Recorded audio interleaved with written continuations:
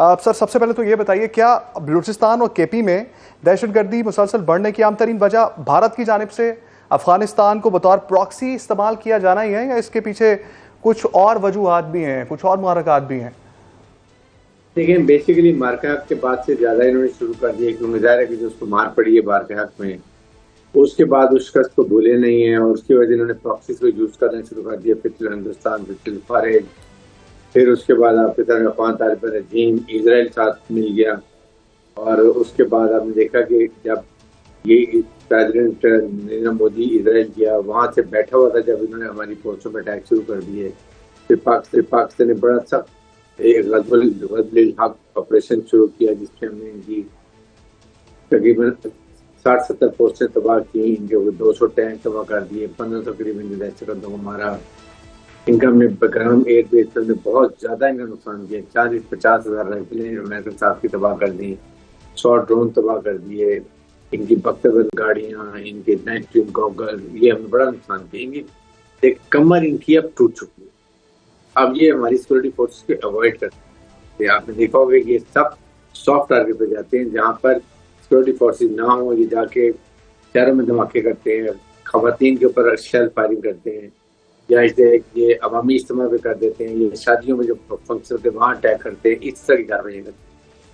और अभी ये धमाका हुआ आपको सामने, जिस पाकिस्तान के पता चला कि पाकिस्तान ने तकरीबन कामयाब सफारतकारी करके और सालिश का किरदार अदा करे, अमेरिका को ईरान के आपस में काफी पॉइंट को कन्वर्ज कर दिया, agreed to settle the issue. और साथ ही आपने देखा कि कराची कोयटा में चमन फाटे के बाद धमाका कर दिया।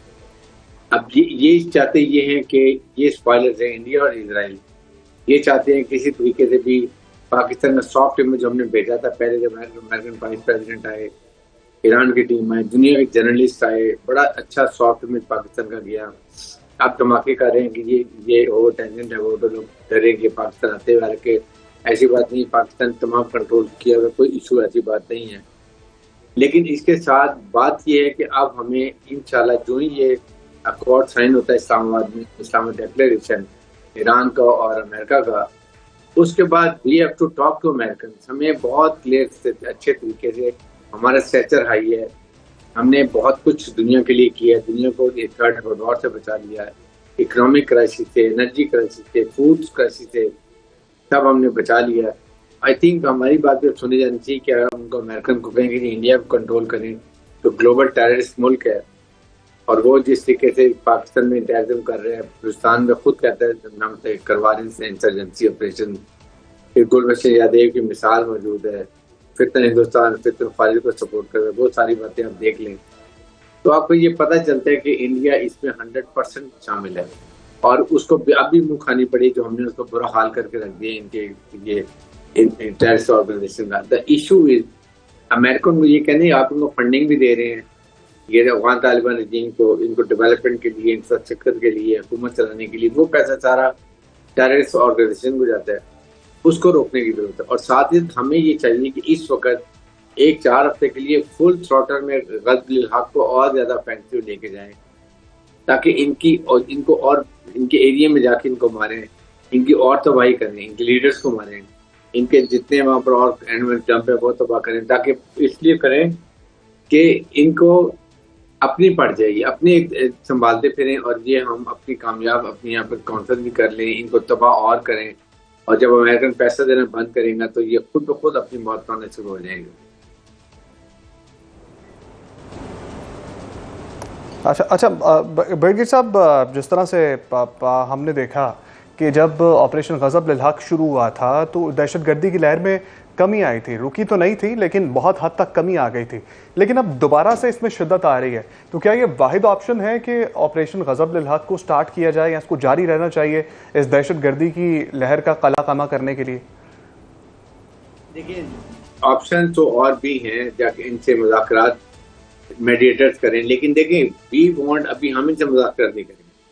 हमने इनसे बहुत कोशिश कर ली, आपको याद होगा पहले कतर ने ट्राई किया, फिर तुर्किया में कोशिश की गई, इन्होंने खुद जाके मिन्नतें की, सफेद झंडे लहरा दिए, हमने मौका दिया, लेकिन अब हम इनसे कोई मुज़ाकरात नहीं करेंगे जब तक ये खुद हमें वेरीफाइबल कंफर्मेशन दे कि यस इन्होंने जो है वो क्रॉस बॉर्डर टेररिज्म को बड़ी सख्ती से अमल किया है, रोकना शुरू कर दिया है और इनके खिलाफ कार्रवाई भी कर रहे हैं।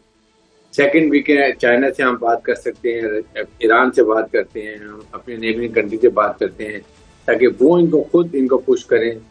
सेंट्रल कंट्रीज हैं, उनको उधर भी इन्होंने टेररिज्म शुरू किया हुआ है। और सेकंड, इनको ये जबान समझते हैं सख्ती।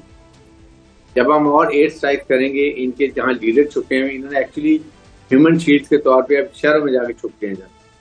ये प्रॉब्लम हमारे लिए हुई है। Otherwise we could have played help with them. अभी भी हम करेंगे। हमने इनके जितने सहूलतकार हैं, फैसिलिटेटर्स हैं, बेटर्स हैं, बहुत लोगों को पकड़ा। साइमल्टेनियसली हम ऑपरेशन इंटेलिजेंस बेस उनके खिलाफ भी कर रहे हैं और इनके खिलाफ किनेटिक ऑपरेशन भी कर रहे हैं। अब ये हमारी सिक्योरिटी फोर्स को अवॉइड करते हैं, लेकिन आप देखेंगे कि ये इनका मोराल बहुत डाउन हो चुका है और अंदर से आपने देखा कि अफगान अवाम भी अब खड़े हो रहे हैं। वहाँ स्प्लिंटर ग्रुप्स हैं, वो भी खड़े हो रहे हैं इनके खिलाफ। नॉर्दर्न साइड के रेजिस्टेंस मूवमेंट आ रही है। ये सारे मिलके अगर खड़े होंगे तो मेरे ख्याल में अफगान तालिबान रजीम खुद भागेंगे और वहाँ पर अफगान अवाम अपनी मर्जी की डेमोक्रेटिक गवर्नमेंट लेकर आएंगे जो फ्रेंडली होगी, सबसे ताल्लुकात बनाएगा, दुनिया में स्वार्थी ताल्लुकात बनाएंगे। फिर ये खुद ब खुद हमारी से कनेक्टिविटी भी हो जाएगी, सीपैक भी बन जाएगा। काश करते चाइना भी 9 दिनों में सामान लेगा और पूरी अफ्रीका की मिडिल ईस्ट के मंडीज हमें अवेलेबल हो। अच्छा ब्रिगेडियर साहब, हमें अपनी इंटरनल सिक्योरिटी पॉलिसी और प्लान में किस तरह से तब्दीली लानी चाहिए कि इस दहशतगर्दी की लहर को हम ख़त्म कर सकें, स्मूथली इन मामला को टैकल कर सकें और ये मामला स्मूथली हल हो जाए? देखिए, उसमें 14 निकात का पॉइंट आपके सामने जो नए बने हैं उन पे क्यों अमल नहीं हो रहा? नेक्टा को आप क्यों फाल नहीं कर रहे हैं? मुल्क में 32,000 मदरसे हैं, 16,000 रजिस्टर्ड हैं, 16 रजिस्टर्ड ही नहीं है। कहाँ से फंडिंग आती है? किस एजेंडे पे वो काम करते हैं? कौन उसको चला रहा है? We have no idea. फिर इलीगल स्पेक्ट्रम में फील्ड मार्शल से आसिम ने बड़ी दफा कहा कि हम मुल्क से दहशतगर्दी खत्म कर सकते हैं, कुर्बानी भी देंगे, शहादतें भी देंगे, लेकिन इलीगल स्पेक्ट्रम में हुंडी का पैसा आता है, स्मगलिंग का पैसा आता है, नारकोटिक्स का पैसा आता है, सिगरेट्स की स्मगलिंग, गाड़ियों की स्मगलिंग। ये केपी की गवर्नमेंट को चाहिए फुल कोऑपरेट करें। उनके गवर्नमेंट ऑफिशियल हैं वो साथ हैं, पॉलिटिशियन हैं वो साथ मिले हुए हैं। These are the issues. इसके लिए केपी की गवर्नमेंट को पूरा साथ देना चाहिए, लेकिन वहाँ पर सबसे ज्यादा नुकसान हो रहा है। हमारे ये बहन भाई जो हैं, पश्तून बहन भाई, उनका नुकसान होता है। तो केपी की गवर्नमेंट है तो जब भैया कि आप उनसे अगर कॉम्प्रोमाइज कर लेंगे तो फिर कैसे काम चलेगा?